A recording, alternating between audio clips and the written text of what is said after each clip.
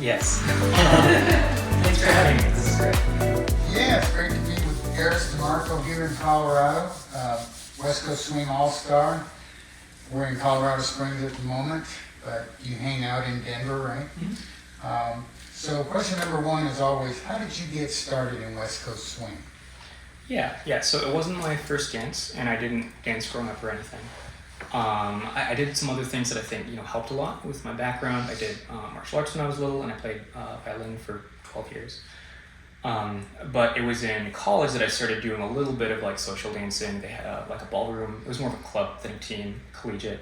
And then there was like a salsa club that did salsa and bachata. So a couple nights a week, like go to the classes, and eventually I got better at it, and we like choreographed some fun routines to like showcase. But it was when we were several of us looking at like a bunch of other different dances that we might want to do, like zouk or like samba, stuff like that. And we watched a video of West Coast Swing, and the first video that I saw was Jordan and Todd's classic routine to How to Save a Life. It's the recording. There's like 1 million, however many views on it, where they're in Russia performing it. And I saw that, and immediately I didn't want to do any other dances. I just wanted to do West Coast Swing. I thought it looked really cool, and it was like music that I liked.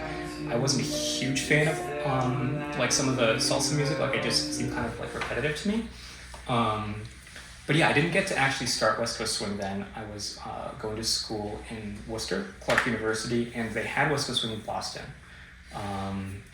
But I didn't have a car, and like the train was kind of like a hassle to get to from the school. It was expensive. So it wasn't until a couple years later that I got to do it. First in DC, like Silver Springs, where I first had my first lesson, but then I started doing it regularly a few months later when I moved to Arizona, so in Tucson.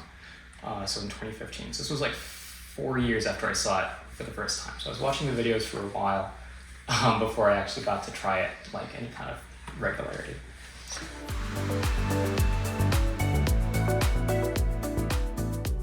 So as an all-star level dancer, you've had to do some competing to get there, and just curious about how did your competition journey go? Where did you start? How quick did you go through novice, intermediate, all that stuff? Anything you remember about that? Yeah. So I mean, obviously competing is a really big part of the culture, and I didn't really know this necessarily when I started. Like I'd seen the videos of the Jack and Jills and stuff, but I didn't realize that like there's several events like every single weekend, like all across the world, like all this kind of stuff. So it was the very first like full event I went to was Palm Springs. It was the very first summer I started dancing, so I've been doing it a couple months. And I went there, and it was like really fun, and I took a lesson with Larissa, who I had looked up to. I recently saw her, like just before that I'd seen her do a classic routine, her Doty's classic routine that year, so 2015. And I was like, okay, so like here's someone who I want to take a lesson from, a follower. I thought it would make more sense for like helping me just lead and like partner better. And looking at the two of them, I was like, okay, so here's someone with like kind of a similar like body type, proportions. Like I like the way that they look. I like the way that she moves. She seems to know what she's doing. And she was like asking me about goals, and I was like, I don't know what I'm working on. Like I've been doing this dance for only a couple months, but everyone else was competing. So I was like, you know what? I think I want to compete. So that was where it was, and that was when I decided to compete, which I had not signed up for. So I just told her, I was like, well, I think I want to compete. So that meant that I had to sign up to compete the next day. So I did. And yeah, so then of course I kept going to events. It was, a lot of just a social activity with friends. I didn't make finals the first time. I was definitely not doing very much West Coast Swing in that first competition. But yeah, I got out of novice about a year later at Jack and Jill Rama. And I think it was, intermediate was a bit of a struggle for me, like mentally. I think it's the meme that like when leaders get out of novice, they think they're like the best in the world. Like it's, it's like a thing that happens, and definitely happened to me too. I was like, I've got this. Like I understand how this all works now. And intermediate, I made finals less than half the time I competed. It was like for me, I was very disappointed, especially when a lot of my friends were making, and it got very like negative and toxic for me. But thankfully, a little bit later when I did get out, I was seeing Faye at the time, Faye Ashley, and she had a really good, just non-toxic view of competing and stuff like that. And she was always like, you didn't make it. What did you do wrong? Like, you can take responsibility for this, and like it's not the end of the world, and like blah blah blah. Like things that actually are good to think about. And the other thing that helped was when I got to advanced, it was kind of easier to like see the other side, because it was like, okay, like I'm an advanced, and you look at who you'd be competing against in All-Star, and it was like, okay, like I've been watching some of these leaders since before I started dancing, and they're really good, and I was like, I can't see myself dancing next to Austin in a prelim, so that made it a little bit easier for me to like kind of hang out there. I didn't go to events as often just because of like financial and life stuff, and I was doing other things. So I hung out in advance for a little bit longer in terms of like time and events. But yeah, it was the end of 2019, just before the pandemic started, I got out of advanced at the after party. So 4.5 years-ish total. So you started your first competition in August 2015. And that was where? Palm Springs. Palm Springs, and that's what state? That's California. Okay. Yeah, I'm not sure that event exists anymore actually, but it was one of those ones that was just so close. It was like a 5-hour drive from Tucson. So, okay. Yeah. Did your competition journey include some strictlies here and there? Yeah. Any routines? No routines. I mean, I've resisted, and now I kind of think, hey, maybe that would be fun. But I definitely, originally when I started West Coast Swing, because everything I had done was like pretty much choreographed, like ballroom. Not that I was good at ballroom, but it was like little like segments of choreo you do with your partner when you're competing, right? And then like with the salsa club and stuff, a lot of it was like choreographed little like performances that we put on, like as a club. So doing West Coast, I was like, I don't want to do these routines. Like I just want to like do the improv side. I did do a lot of strictlies. I really liked doing strictlies. Like for me, sometimes even if like Jack and Jills weren't fun, I would still have fun doing a strictly. I think it's kind of fun. Like it's like playing co-op mode, like on a game. Like you have your partner and you try to get through the rounds like together, right? And so it's a little more of a team effort, because sometimes, especially depending on what my teachers were telling me at the time, I mean, you kind of need to think about just dancing yourself through prelims, right? And it's not like you're not caring about your partner, but just that internal focus sometimes just isn't as fun as like when you're totally focused on doing it with your partner the whole time. So yeah, quite a few strictlies. I won a lot of strictlies. I've never won a Jack and Jill actually, but I've won like most of the strictlies I did. So it was kind of a weird ratio. I've gotten second place like a ton of times in Jack and Jill. So like always the bridesmaid. But strictlies I was apparently a little bit better at. So yeah. Right. Okay. So would you say, like, because you said you hung around in advanced for a while, and Yeah. that was like on your own accord, were you like, what were you doing in that time that you hung out? I didn't go to as many events. I didn't focus as much on competing. So like all through novice and intermediate, a lot of like my lessons, it was all focused on like, okay, like how do you do better in competition? Like how do you look better? How do you like present yourself better? How do you make the moves? Work a certain way so that you can showcase yourself. And part of it was dating Faye at the time, because she has a very different kind of view of the dance, because she doesn't have a formal dance background and didn't take a whole lot of lessons doing West Coast Swing. So she had a very much like a little bit more maybe objective understanding of kind of how things worked. And it was a lot of like, no, like if you want to partner well, you need to make this happen. And it wasn't necessarily that she had some type of like fancy terminology for it, like some people do, but it was like, no, like I need to feel supported here. Or like, what if you just made this happen as opposed to like worrying about X, Y, and Z theory or whatever. So it was a little more holistic. And I think that combined with, again, the very constructive things that she said about competing really helped me. Awesome. But yeah, not going to as many events, focusing on not so much competition specific skills. So a lot more connection through advanced. Like if you look at me from the beginning to the end of advanced, probably the aesthetic was not as different as like it had been in previous years, but I was definitely much better to dance with. So that was kind of the... So would you say that was like the key, was focusing, like changing your mindset, right, to a more maybe positive or objective one, right? Or like where you're not like, oh, I have to win this. You're just like, okay, I'm gonna try it and see if it works, all the stuff I've been working on. And most of that too is more connection stuff, it sounds like. Yeah, I mean, I think some people have this ideal that like competition should basically just be social dancing. And I don't think it's necessarily exactly that way, but like the more you can make it like that, the better. The less it is like a. I think there's a reason that a lot of times you'll have your prelims dances and you might feel great, and then you won't make finals, right? But then there are times when like you feel like it went really badly, and like you were fighting with your partners and stuff, and then you make finals. And I would say the reason that it happens is often because like if you were thinking about making yourself look good, the partnership won't work as well.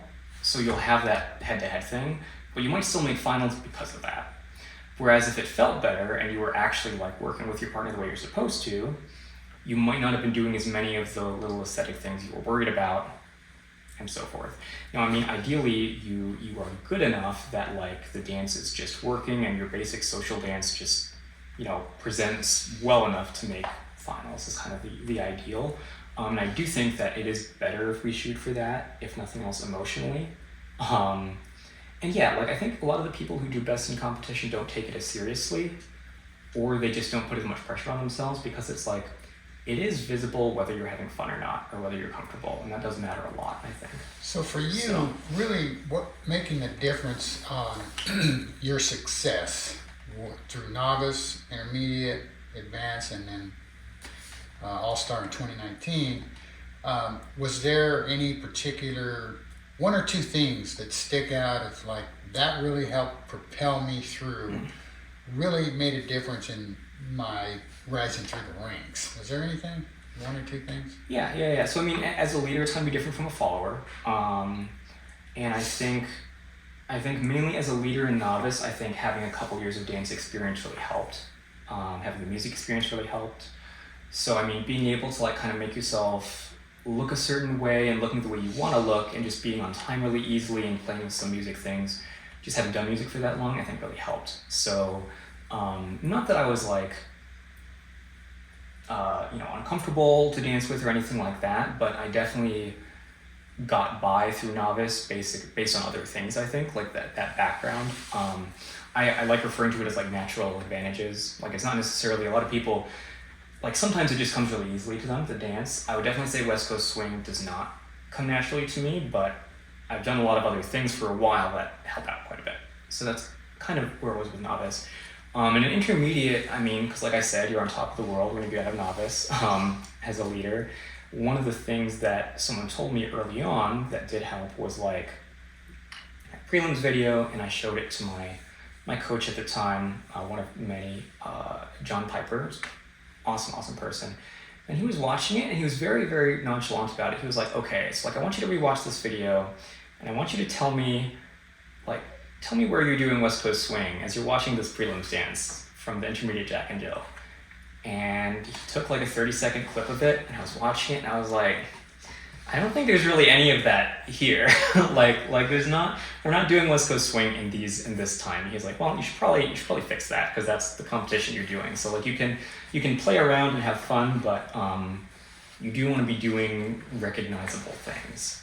And people can argue all day long about what that is, but usually it's like, especially in intermediate, you still want to be having triple rhythms and dancing in a slot and doing patterns that are fairly basic, things like that. So that was the main thing there. And I think I started being able to partner and react better in intermediate.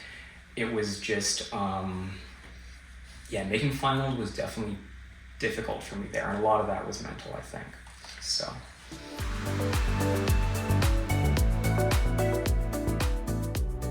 That's it's definitely a broad question. I'll try to narrow it down. So like, I started teaching in 2017, so I hadn't been dancing all that long. A lot of that was, Tucson is a bit of a smaller community and there's not a lot of people who either compete regularly or like not a lot of people at the time who were even like working to get better at their dance. There were like, maybe half a dozen people who were like kind of really into it, and the rest of the community was a little more casual, like just social activity you got to do with your friends. So I started teaching relatively early. I was an intermediate, I'd been dancing 2 years when I started teaching more or less regularly. I do think I did more good than harm, though maybe it was kind of close. I definitely told people some things that were probably bad advice. And I was teaching people who were either not competing or who were novice. Like, again, I think the thing about levels is like there's definitely a correlation between being a higher level and being a better dancer, but it's not a 1-to-1 ratio. Because again, like it's just not, you're not measuring actual like quality and ability to do the dance as a partnership effectively. That said, the people who have been competing the most and gotten to the higher levels, usually they've been dancing longer, they've been taking more lessons, so they tend to be almost always like they are better quality dancers too. It's just not, they're still social dancers who don't even compete who are amazing, right? So that's kind of how I think about that. So not that it really matters what level I was when I was teaching or who the competitive level of the students I had at the time.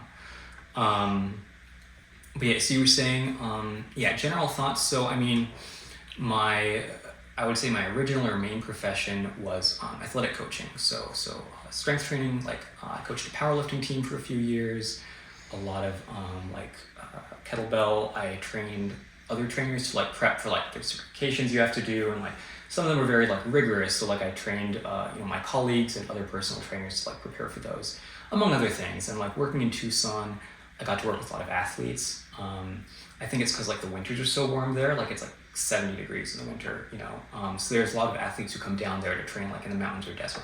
So I got to work with a lot of athletes of different types. So I think that really helped shape my teaching for dance as well, because like there's a lot of I think there's some ways that like maybe you would teach other dances that don't work as well for West Coast swing, but coming from a more athletic background, I think it's easier to see some of those things maybe. Kind of leads into next question, which is I know your profession or your studies have been in physical training, physical therapy. More so the meathead side. more so in the gym. So more Physical training. coaching people for strength. Yeah. So the training. workouts they're doing, and like especially for the powerlifters, like okay, so this is it's a strength sport. So like, and it was an amateur team, so it was people of all ages, like men, women, even like some kids. So you'd have like 8 or 12 weeks to prepare for this meet, this competition, and then you try to hit certain numbers. And it's 3 basic, barbell lifts, it's squat, bench, and deadlift, and you get 3 tries for each one. So like, you kind of need to teach people to do it with like the right technique, and you need to teach them like the rules for it, because the competition has rules. And then you like kind of design out their entire workouts for the next couple months, and then lead them through those, and then on the competition day, you coach them through it, which was super fun. It might even be like, hey, okay, like it's kind of like Jack and Jill, like prelims, they have people like line up to go, and one person goes at a time. So it's like, okay, like your flight is coming up, you should probably go to the bathroom now, you should like stretch out for this thing and like get some caffeine and blah blah blah. So like it was fun to kind of take people through that. So that was that's more where I come from, and I do tend to look at West Coast swing more like athletically, especially after being with Faye, learning from Faye for so long. Like she really was extremely influential in like, it's more about making things work and making things feel good and just communicating effectively than having one theory that is perfect, or like having to connect exactly a certain way or looking a certain way or things like that. Not that I didn't have a ton of amazing like pro teachers who do think very much that way. But yeah, I don't think I would like, I'm thankful that I'm not necessarily like just repeating what any one of my champion teachers told me, like as amazing as they are. I think it's nice to have a more kind of broad perspective on it, for sure. So going back to how you started teaching, so you would say you grew more and evolved more, and then like by teaching more? Yeah, by teaching more and just kind of slowly coming around to look at the dance a different way. I think, I think most people still kind of teach West Coast swing as though it were a more like standardized dance.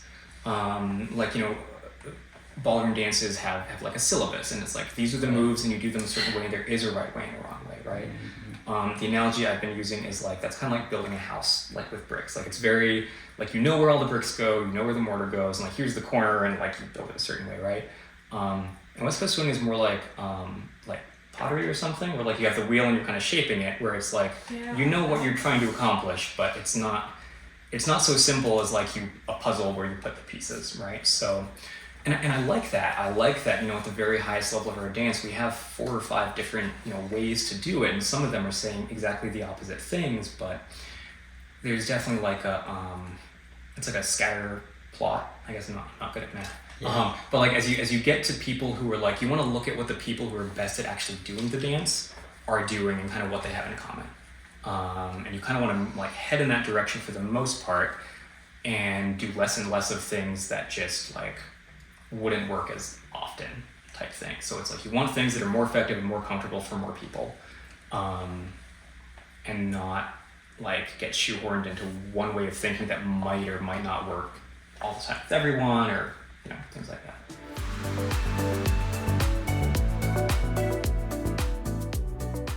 Outside of dance, your interests lie in physical training, and your employment to some degree also does, if I understand right, and your studies. So you're still studying? Yeah, very much so. And I mean, it wasn't what I went to school for. I got a history major. That was my bachelor's. But like all through high school and all through college, that was what I was studying. And it was books, it was reading, it was experimenting a lot with my own workouts, talking with friends, and eventually I did some internships.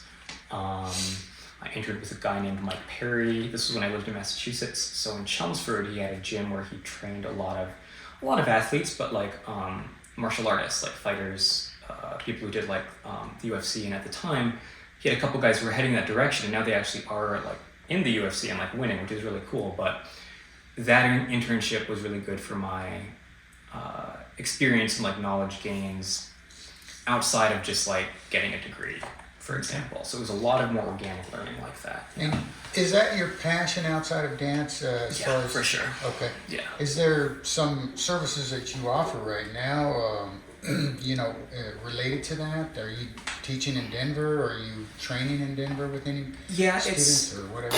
Are you available to do that? I am, yeah. Not as much as I used to. I mean, because I'm not at a gym working full time. But yeah, I mean, both in person and online, I'm still open to it. I don't do it as much. I think just because, I guess, having moved here, people do, like I moved here for dance, so I guess people don't, and I don't advertise for that as much. But yeah, I still do it for sure. It's more on the side, and that's nice too, because you like when you're doing it, it is kind of like doing one-on-ones for dance.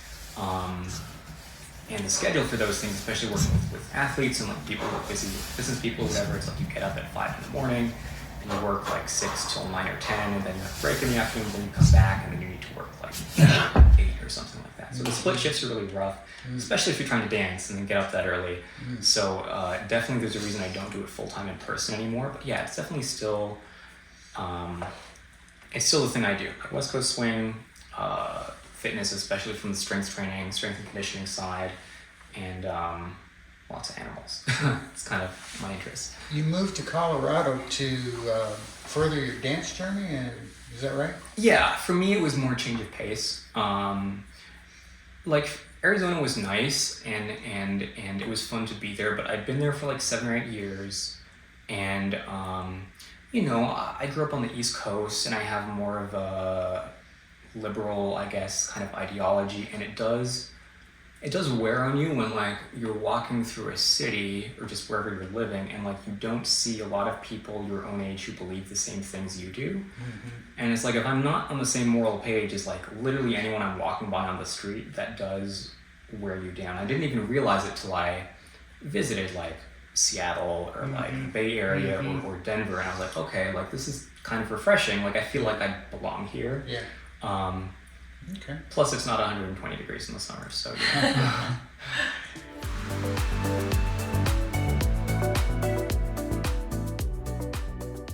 Yeah, so I mean, like I started in 2015, so I've been doing this almost 8 years now, like just over 7.5 years, and so I haven't been around long enough to like see major trends happen. But like the first couple of years I was doing it, there was a lot of like Zouk influence, and there were people doing Zouk and West Coast swing kind of. We were seeing more like circular patterns and connection and more upper body movements. Like you'll see these things influenced. And I know that before I started dancing, there was like tango and like hustle, I think, were some of the other ones that influenced it in the past. So Shag, yeah, for sure. Yeah, and like like so just coming from like being an offshoot of Lindy, being influenced by these other dances, and excuse me, I think for me what's important is that like yes, I have a way that I prefer to do the dance and like experience it, both like as a leader and follower and like just watching it performance wise, but so like it's not that I want to be, it's that I don't want to be close-minded about that, but at the same time, like I think there are things that make West Coast swing special, like just because other dances don't have them, and I think it would be nice if we kept those. So like when I see or hear people talking more about taking the slot and making it more of a circle and having like a much lighter connection and hanging out in what we would call like a neutral connection more. Not that those things are bad, and not that we shouldn't like use them, because we have to be able to use those things because we're not a syllabus dance, but like it's one of those things. It's like, okay, like they're things that we can play with, but like if you start defining the dance by that, it'll start changing things. And by definition, West Coast swing is going to change and evolve, but I think some of the things that are special about it, like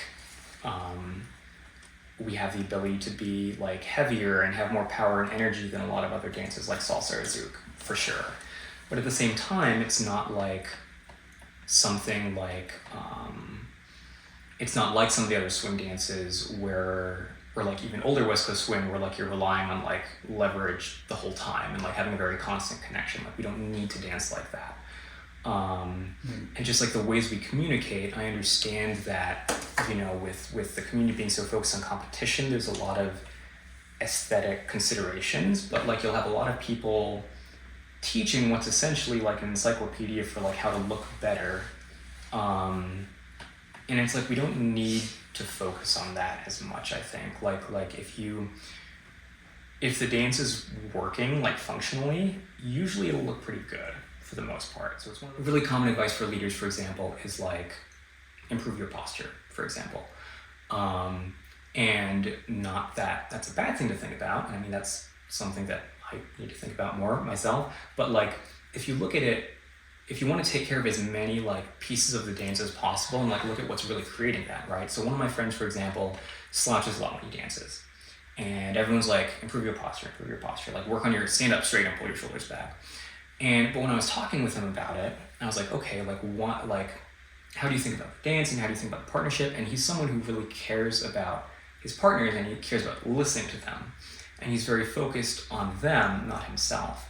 And like literally it's like he's thinking, like his focus is here, like thinking about what's happening with them. And like that's great, but as a leader you're going to have trouble like physically supporting them, like in like leverage, or if they surprise you or something, or even just an anchor, if you're kind of hunched forward too far and like leaning forward on your toes. And it's also going to give you that kind of hunched over posture. So it's like, yes, you could think about 4 different things for your posture, or for him it was like think about finding tension in your connection, think about finding the end of your slot and having a more linear slot. And like when he thought about those things, it fixed his posture as a side effect, right? So it's kind of like if you want to look at the pieces that solve the most problems at the same time, and usually it's not the aesthetic thing. Like usually it's not, I need my shoulder to be like, I need my anchor foot to be at a certain angle, right? It's like something else. Which is, we were talking about that, earlier. It's like a combination of, we want to replicate what's actually happening with these people who are very, very good. West Coast swing is more of a feeling. Yes, it's more of a feeling and a sensation, and at the same time, we need to realize that we can't always have the exact feeling or sensation we want. And we were talking about this a little bit earlier with our lesson, but it's like, you definitely want to have like a good feeling connection, but again, there's more than one way to do the dance. And if your partner isn't doing exactly what you want, there are ways to work around it that don't involve just kind of reverting to acting things out more so than like, you know what I mean? So like there are meet them at their level, yes, kind of thing. Adaptations, and like there are ways to make the dance work when you're doing it 2 different ways, which I think is also really cool because I don't think other dances have that. Like if I learned from a different teacher, or like at Country Classic I drew in the Jack and Jill, Angie, I forget her last name, she's very, very amazing dancer, and I remarked that she started, like, we're from literally two different generations. Like, she started before 2000, right, which was at least 15 years before I did. And we danced, I think, really well together. We were really connected. And I don't think it was necessarily like my ideal scenario or like her ideal scenario, but like it felt great and it was communicative and like we can do that in this dance. And I think that should be part of how we learn it rather than like, no, I want to expect this. And if they don't do this, then, well, it's their problem and they're doing it wrong.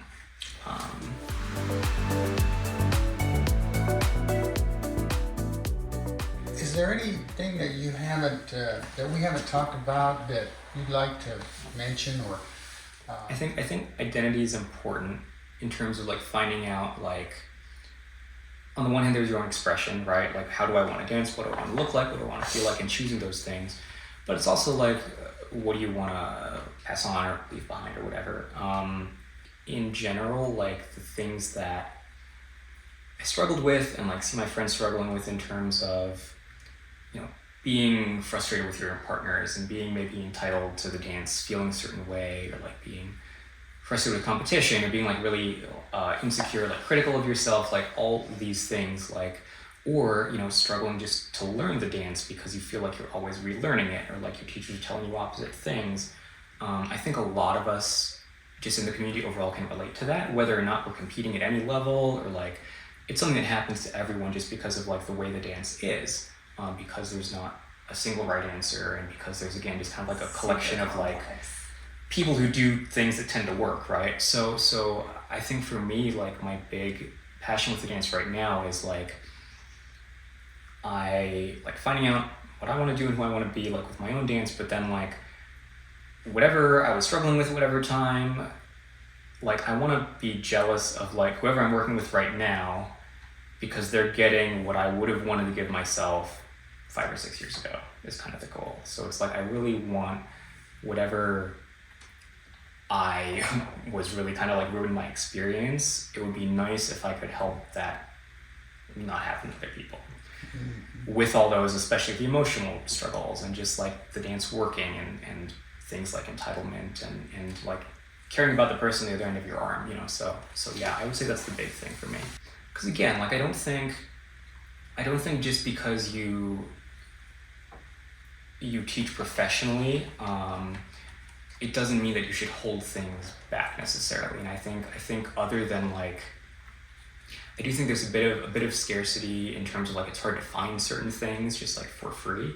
And like yes, we should value people's time, and I think like my time has a certain value to it, right? But it's like we can also definitely like try to pay it forward a little more. All of us at any level in terms of just like not like, hey, I learned it a certain way and I'm right and you should do it the same way, but it's like, hey, here's what helped me, like try it, see how it works. Like, we can be a little more chill and positive about it, I think. Awesome. For sure, and share more useful stuff. Yeah. It's kind of where I'm at. Good. I would think that that would carry through when you say like everybody can give back and pay it forward. It doesn't matter Yes. what your level is. Yes. And when you say one way is to be more open about your dancing, not like, oh, it's funner to dance people that's more advanced than you or even the same as you. I'm guilty of like, wanting that more too. But then there is also another feeling of giving back whenever I dance with somebody that's more at the beginning of their journey, because then they get that light up feeling and they, it was very valuable to me, and I felt like I was kind of deprived a little bit in some ways, like because people stayed in kind of their group. Yeah. And I was like, oh, please, like you don't know how much that means to me to feel what you do, because now I'm like, that That's means what that's something, supposed or to feel that's like, what it's like, supposed yeah. to feel like, and it's very empowering. I don't think people realize the impact that they could have, even Yeah. if they're not anybody. Like, Yeah. Yeah, and I mean, I think that's a complicated topic. I think there's two sides to that I can touch on really quickly. First of all, like, yes, that's super important. I think, I said recently, people were talking about like magical social dances, right? Like what, do you know when it happens? Like, when you first start dancing, like getting close, like when do you realize it's gonna be like super special? And I was like, well, honestly, like you could have a super special dance and your partner like doesn't necessarily, right? So like if you're dancing with someone who's less experienced, it could be the best dance of their week or their month, and you would never know it, right? And especially if they're maybe a little like nervous or distracted, like you would have no idea that they're having the time of their lives. So I think keeping in mind that like you could be that at any time to any person is kind of cool. And even if you're having a bad night dancing and like you feel like your dance isn't working, you're probably still, some people are having a great time, which is awesome. And on the flip side of that, like we do usually like dancing with like around our level the best. Like sure, I'd love to dance with like the very, very best in the world, but honestly, there's gonna be all kinds of reasons that might be stressful or confusing, or like usually we gel the most with people around our own level. And I don't mean competitive level, just like, you know, what we can make happen and things like that. So keeping in mind that, and like not rushing to dance with a certain big name pro, even if just I see if they're available, right? I don't need to rush and like wait in a queue and do that necessarily. And like that's not, they don't owe me that. And I think that's important to kind of remember.